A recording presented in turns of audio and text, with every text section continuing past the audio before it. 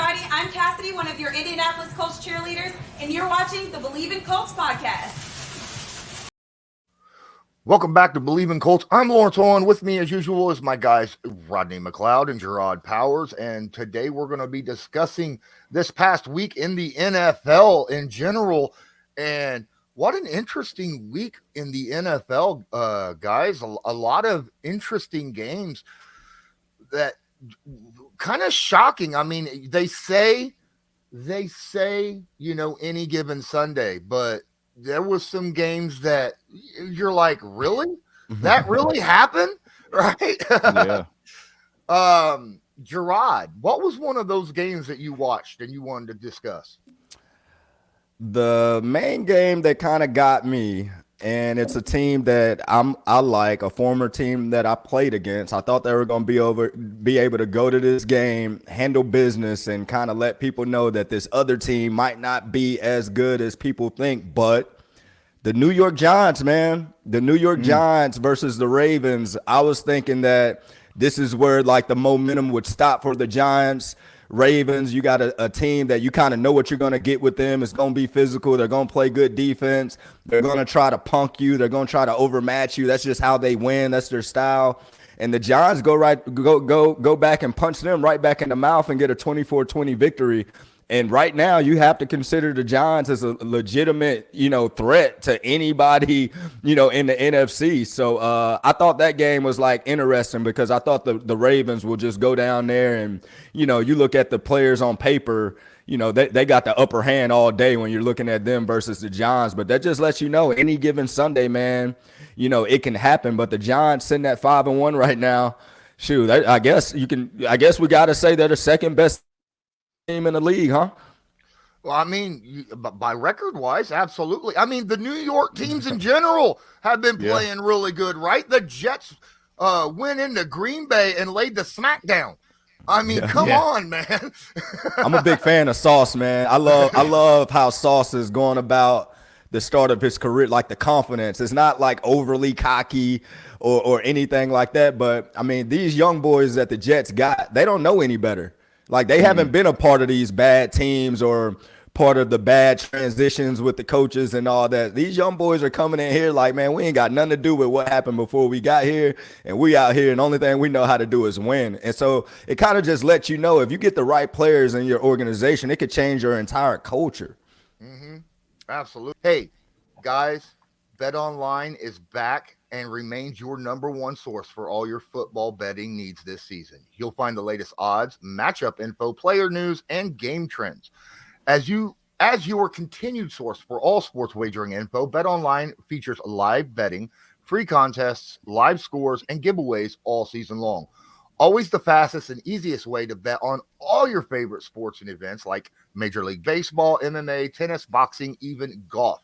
Head to betonline.ag to join and receive your 100% welcome bonus with your first deposit. Make sure to use promo code Bleav, that's BLEAV, to receive your rewards. Bet online, where the game starts. Absolutely. Rodney, was there anything that happened this week or news or anything that you want to discuss from the NFL? Man, really, it was the other New York team that you just spoke about. You know what I'm saying?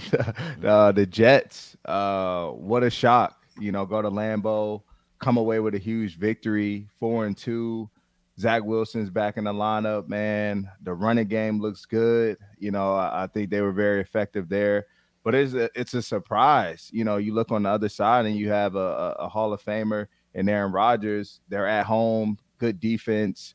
And they came off a loss in London. Yeah. And it's not too many times that you see them, lose back-to-back wins. So, does it start to raise concern in Green Bay with them now being 3-3?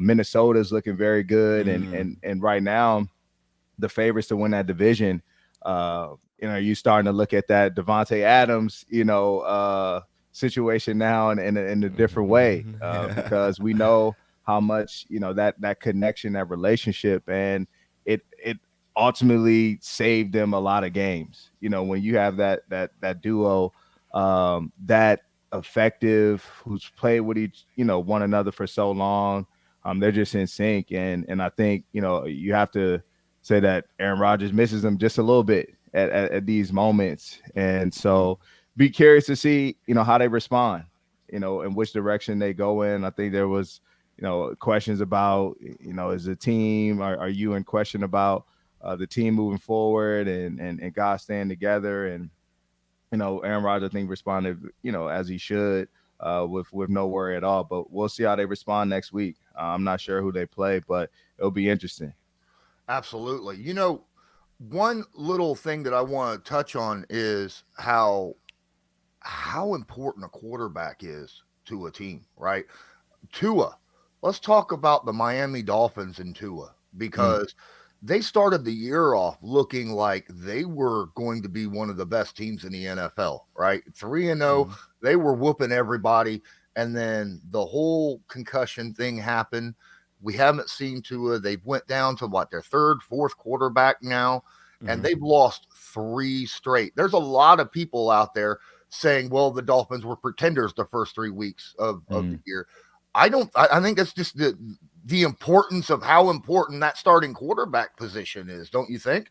Yeah, I agree. I think that, with Tua being hurt, being out the lineup, they kind of shake things up. Anytime you lose a starter at quarterback, I don't care what team you got, anytime your starter's not there, it's going to shake things up.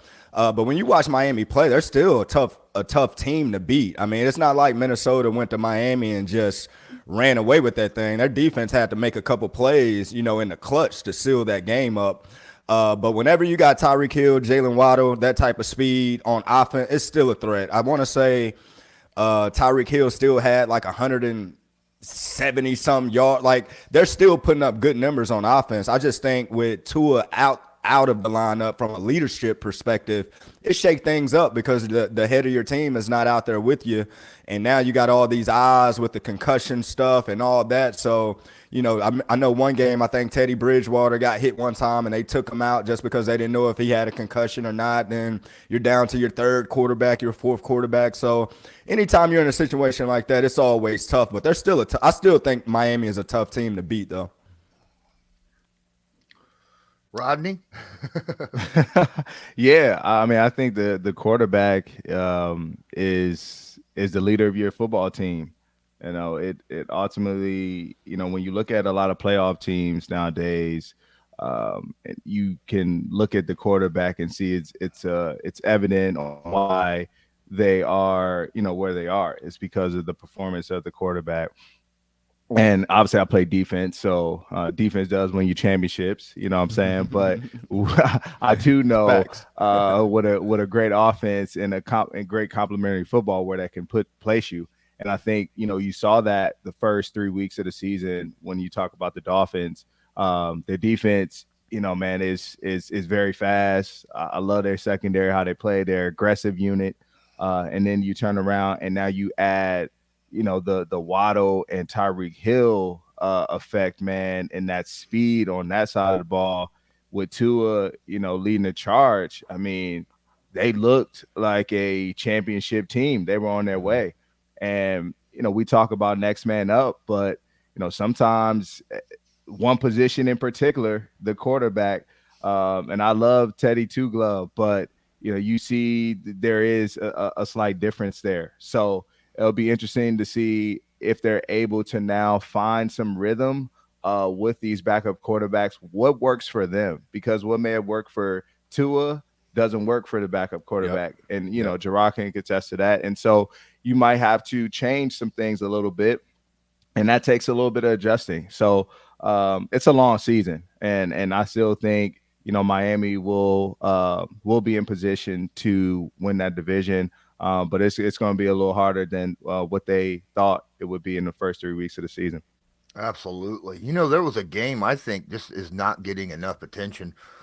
I don't know very many people that had the Pittsburgh Steelers defeating Tom Brady.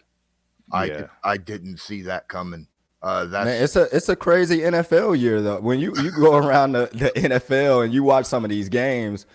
If I was a betting man, Lawrence, my parlays would be messed up every week just because you can't go. This is the one NFL season to where I feel like outside of Philly, obviously, there's not like a clear cut I'm better than everybody yet. Like normally it's always about 4 or 5 teams to where you just like, y'all, they're going to be there. Like, they're going to win this game, whatever the case may be. Now I feel like it's so damn balanced across the league.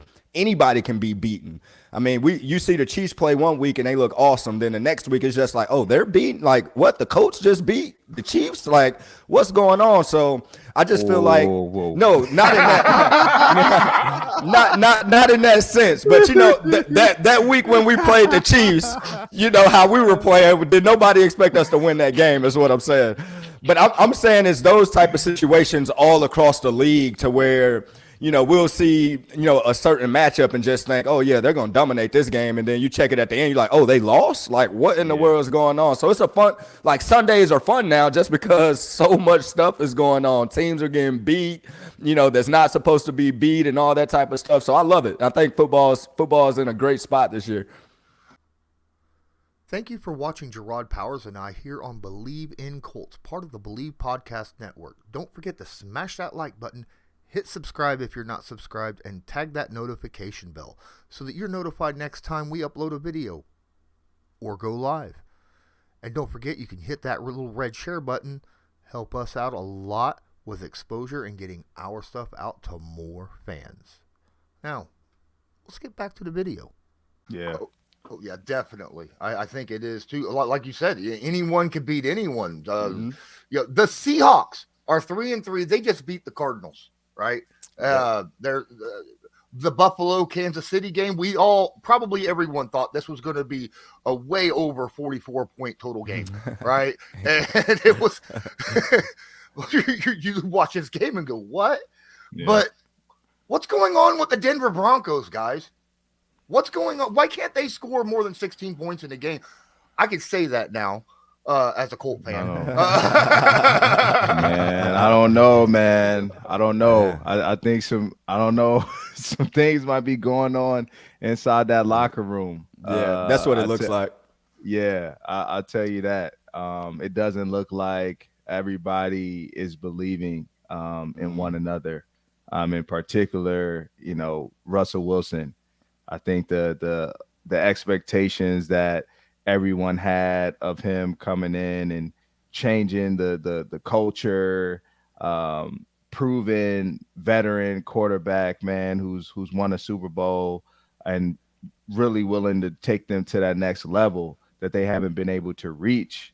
And I think when you look at their defense, they're equipped for that. But unfortunately, the offense isn't holding their weight, and it's I can see it's frustrating, and knowing some guys over there, and you hear certain things coming out of that locker room that you don't expect to hear, and it's still early in this season, and for them to experience that, I don't know how long they can continue to keep it in-house before everything just kind of dismantles, and you end up with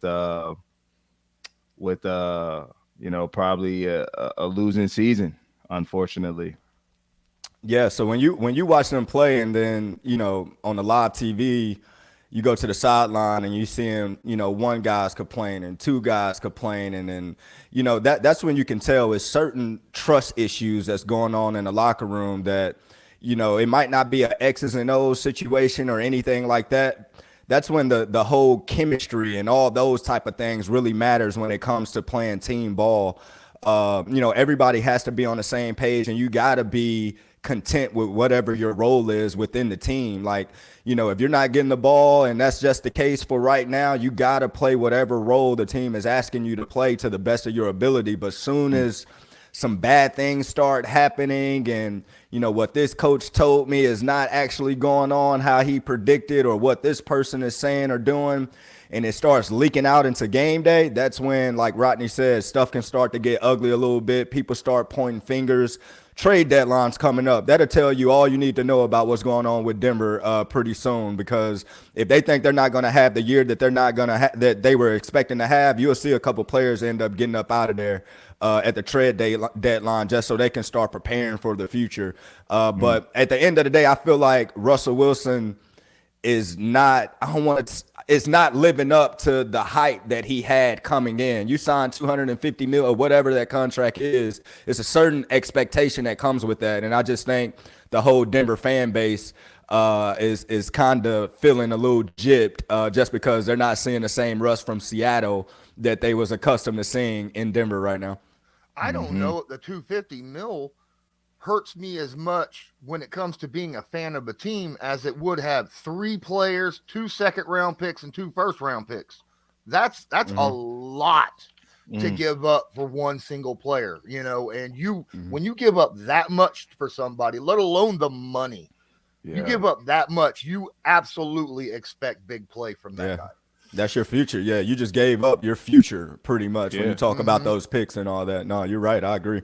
Yeah, absolutely. For results right now, and they aren't getting them.